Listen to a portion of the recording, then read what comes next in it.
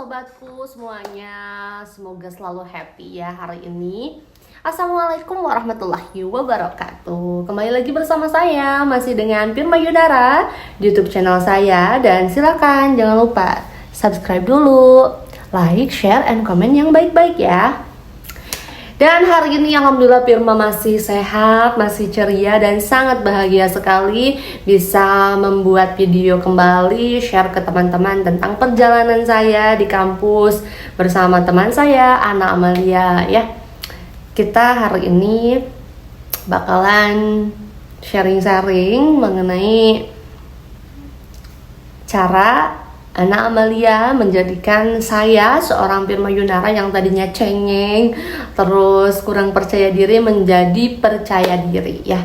Saya belajar banget ini proses saya dari mulai saya pemalu, mulai saya cengeng, bagaimana saya menghadapi rasa takut saya dan mulai percaya diri. Dan itu saya dapat pembelajarannya dari Ana Amalia. Oke, saya akan bercerita teman-teman. Jadi sekarang saya adalah seorang yang bergerak di bidang public speaking, terutama di bidang MC atau Master of Ceremony ya, sebagai presenter, sebagai sebagai host. Itu tidak mudah teman-teman ya. Untuk berbicara di depan orang banyak itu kita perlu mental yang sangat kuat, dan mental itu dari mana? Itu dibangun sejak awal ya, tidak instan dalam 1 jam. Misalkan Pirma nih bawain acara ini, harus langsung percaya diri, enggak. Itu dibentuk sejak saya kuliah ya. SMA saya belum bisa apa-apa ya. Oke, simak kisahnya. Seperti ini. Waktu saya kuliah itu saya sebenarnya dalam keadaan posisi yang sangat down sekali, dimana ketika SMA saya bercita-cita untuk menjadi seorang dokter ya. I wanna be a doctor, tapi saya tidak lolos di kedokteran Unpad. Dan hari-hari saya begitu kelam waktu itu, sehingga saya larut dalam kesedihan, dimana raga saya berada di universitas saya, di Unigal, sedangkan jiwa saya, pikiran saya berada di Unpad ya, di fakultas dan jurusan kedokteran. Jadi waktu itu saya benar-benar lagi down, saya belum semangat, dan saya belum merasa berada di tempat kuliah saya waktu itu. Teman-teman bisa bayangin bagaimana terpuruknya saya ketika hal yang saya kejar selama bertahun-tahun dari SD, MTS, kemudian SMA, saya mengejar kedokteran. Saya belajar begitu giat, siang dan malam saya belajar, mengukir banyak prestasi akademik demi tujuan saya, yaitu masuk di kedokteran Unpad ya. Tapi waktu itu saya gagal, saya kecewa sekali, dan mungkin ekspektasi tidak sesuai dengan kenyataan. Itu wajar ya teman-teman. Kemudian saya bertemu dengan sosok Ana Amalia di Universitas Galuh Ciamis, teman sekelas saya.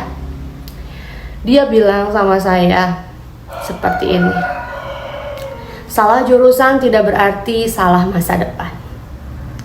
Itu yang membuat saya bangun, membuat saya bangkit, dan membuat saya berada di sana. Dia bilang bahwa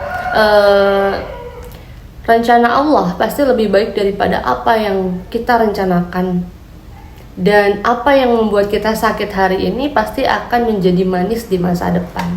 Dan kita akan mensyukuri, mengambil hikmah dari kegagalan kemarin itu. Tidak pada saat itu. Dia yakinkan saya bahwa di suatu saat di masa depan saya akan mensyukuri kegagalan itu. Dan saya akan merasakan hikmah yang luar biasa ketika nanti saya sudah menyadari bahwa memang mungkin ketika saya masuk kedokteran itu bukanlah rencana yang lebih baik dari Allah ya. Oke, saya mulai punya semangat, punya kekuatan, mulai saya belajar percaya diri kembali. Kemudian saya belajar terus menerus. Kemudian Ana Amalia kembali memberikan supportnya kepada saya melewati pembelajaran. Kalian tahu kan bahwa kuliah itu tugasnya itu numpuk 1 minggu itu, kita bisa nulis beberapa halaman, kita bisa mengetik beberapa slide ya, beberapa materi juga, harus presentasi dan lain-lain. Kemudian soal statistik segala macam itu ada. Dan dia mengajarkan pada saya tidak boleh mencontek ya. Tidak boleh hanya mencontek, copy paste. Tapi dia mengajarkan pada saya, kata Amalia, copy paste dan modifikasi ya. Kita harus bisa mengembangkan ide-ide yang telah ada. Mengembangkan, jangan copy paste langsung cetak kembali. Itu namanya plagiarism, nggak boleh jadi plagiat ya. Kita harus mengembangkan kembali, ambil yang baik, buang yang buruk, dan ciptakan pembaharuan. Di sana saya mulai membangun kepribadian saya. Ya, dari sana saya belajar untuk membangun kepribadian saya, belajar untuk tidak mencontek copy paste, tapi copy paste modifikasi, dan kita masukkan kembali pemikiran-pemikiran dari apa yang sudah kita analisa sebelumnya. Nah, di sana Ana Amalia mengajarkan saya bagaimana untuk memparafrase, kemudian untuk memberikan penjelasan-penjelasan lain. Misalkan dari suatu kalimat menjadi kalimat yang lebih luas, seperti itu, dari spesifik to general ya, ke hal yang lebih luas lagi pokoknya. Nah, lanjut dari itu, kenapa Firma bisa public speaking sekarang? Bermula dari sana, teman-teman saya termasuk Ana juga mengajak saya mengikuti beberapa organisasi. Dulu di kuliahan saya masuk HIMA, Himpunan Mahasiswa, kemudian BEM, Badan Eksekutif Mahasiswa. Di sana saya belajar berorganisasi untuk membangun relasi ya. Karena bagi saya kuliah itu bukan semata-mata mencari teman, mencari pengetahuan saja, tapi kuliah itu adalah pendewasaan pola pikir, dimana mungkin teman-teman masih tahu pola pikir kita SD itu bagaimana, hanya tahu menghitung, minta uang jajan. Kemudian SMP mulai kita cinta monyet ya, terus pubertas di sana kita masih main-main. SMA masih sama, masih depend on our parent, belum bisa mandiri, belum bisa berdiri di atas kaki sendiri. Nah, baru ketika kuliah kita belajar menjadi independen, belajar menjadi orang yang mandiri. Pendewasaan pola pikir di sana dilalui step by step dengan cara kita selalu menghadapi proses pendewasaan, bagaimana cara mengatasi suatu masalah, problem solving ya.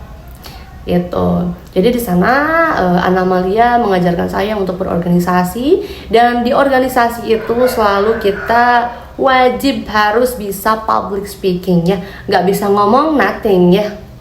Kita harus mengutarakan pendapat kita harus bersuara, menyuarakan apa yang ada, ide-ide di dalam pikiran kita. Nah, dari sana mulailah saya percaya diri. Dan kapan sih saya mulai jadi MC kayak gitu ya? Itu awalnya saya juga belajar dari Ana. Saya belajar dari menjadi moderator di kelas dulu ya. Tidak langsung teman-teman, tidak langsung kita tampil di depan audiens yang banyak, ratusan bahkan ribuan. Tapi dimulai dari by the small thing ya, dari suatu hal yang kecil. Dimulai dari ruang lingkup kelas terlebih dahulu. Dan itu semua saya belajar. Pertama jadi moderator dari Ana Amalia. Nah, Ana Amalia mengajarkan saya menjadi moderator di kelas. Itu juga namanya public speaking sama teman-teman ya. Jadi tidak harus langsung kita ceramah, pidato, menjadi moderator secara general, secara seminar, tidak. Saya mulai di kelas, Ana Amalia mengajarkan bahwa pertama nih Pir, kamu harus menyapa dulu gitu ya. Secara Islam saya Assalamualaikum warahmatullahi wabarakatuh. Kemudian bisa salam secara menyapa, good morning everybody, good morning class, kayak gitu ya. Nah, terus gimana lagi nih? Kalau udah gitu, terus kamu perkenalkan teman-teman dalam grup kamu gitu ya. Nah, misalkan ada 4 orang. Okay everybody, I would like to introduce you our group, and our group consists of 4 persons. For the first is Ana Amalia, the second is Nandan Sri Puja, The third is Firda Polja, and the last is Anggun Prabakaton. Oke, itu ya. Itu diajarkan oleh Ana Amelia kepada saya bagaimana untuk menjadi moderator di kelas. Selanjutnya ini apa Harus bagaimana nih? Nah, kalau udah perkenalkan, tujuan kamu apa nih? Jelaskan gitu ya. Tujuannya apa nih? Okay, everybody, today our group we will present about misalkan about corruption misalkan ya. Kita akan menjelaskan tentang korupsi atau apa gitu ya. Nah, terus jangan lupa katanya kita akan membagi presentasinya apa aja gitu. And everybody, we will divide presentation into two sessions. The first session is presentation, and the second session is answer and question session. Nah, jangan lupa lagi katanya, nanti kalau mau mulai jangan lupa kita awali dengan basmalah dulu ya. Nah, gini katanya caranya kayak gini, Pir, gimana? Okay, everybody, let's begin our presentation by saying basmalah together. Bismillahirrahmanirrahim. Kayak gitu ya. Itu diajarkan langsung oleh Ana Amalia. Dia selalu memberikan support dan juga totalitas memberikan contohnya juga gitu ya. Dan lain-lain pokoknya ya. Itu saya mulai kembangkan kemudian di organisasi.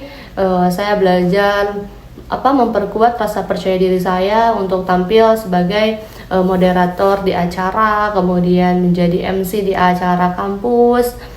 Sampai saya bertemu dengan mitra-mitra lain dan saya bisa terjun di dunia MC sampai di luar kota juga, alhamdulillah. Dan sampai sekarang saya dipercaya di berbagai macam acara baik formal maupun informal di daerah saya, Jawa Barat khususnya, alhamdulillah. Dan itu semua saya kembangkan, saya bangun dari belajar mengembangkan rasa percaya diri saya, terutama sejak kuliah. Dan saya ketika saya jatuh, ketika saya runtuh, saya selalu ingatkan kembali pada diri saya bahwa Ana Amalia berkata pada saya bahwa innallaha ma'ana, katanya Allah itu bersama kita, Pir, jangan takut, la takhaf wa la tahzan, katanya jangan takut, hadapi saja, hadapi pokoknya. Apapun rencana Allah pasti itu berujung dengan kegembiraan apabila kita bisa melewatinya.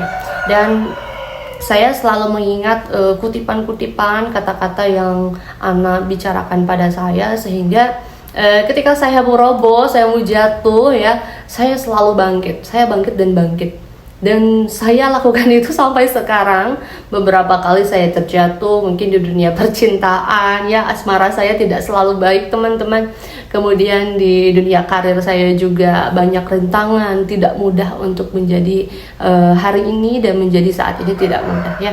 Banyak sekali tantangan yang harus dihadapi tuh. Nah, gitu. Jadi buat teman-teman yang mau merasa pede, percaya diri ya, self confidence itu harus dibangun, teman-teman. Itu bukan kutukan. Misalkan teman-teman pemalu, teman-teman pendiam, gak bisa ngomong, itu bukan kutukan, itu bukan takdir, itu bisa dirubah oleh teman-teman. Silahkan cari lingkungan yang positif, cari teman-teman yang membangun, cari cari mentor kalau bisa ya. Mentor kita siapa? Misalkan kakak kelas, orang tua kita, ataupun bos kita. Itu bisa menjadikan mentor, bisa menjadikan kita contoh. Orang yang diinspirasi kalian siapa? Kalau aku sih sukanya Agnes Monica. Gitu. Jadi silakan kalian bisa mencontoh setiap orang, siapapun itu, bebas ya. Terutama Nabi kita bersama Muhammad SAW. Silakan contoh dengan sifat-sifat yang ya. Silakan kalian cari figur kalian sendiri, siapa yang akan kalian jadikan contoh. Tapi ingat, itu hal yang bisa diubah. Kalau kalian tadi pemalu, jangan merasa itu adalah sebuah takdir. Itu bisa diubah, kalian bisa berkembang, kalian bisa maju. Silakan create our future ya. Ciptakan masa depan kita, karena itu bisa diubah. Teman-teman jangan putus asa, tetap semangat. Saya, Ana, dan teman-teman yang lain bukanlah orang yang hebat. Kami tidak berasal dari keluarga yang mungkin berkecukupan. Kami adalah orang biasa, tapi takdir Allah mungkin merubah sesuatu hal yang mungkin tadinya biasa menjadi luar biasa. Itu memang tidaklah tidak mungkin, bukan hal yang tidak mungkin bagi Allah. nothing impossible. Pokoknya yakin bahwa setiap apa yang kita usahakan, hal yang konsisten kita kerjakan atas dasar memohon keridhaan dari Allah, pasti insya Allah kun fayakun, Allah akan menjadikan itu menjadikan nyata ya. Jangan takut teman-teman, jangan takut untuk berproses, tetap bangun percaya diri kita, tetap konsisten dalam kebaikan ya. Ingat teman-teman, selalu percaya diri.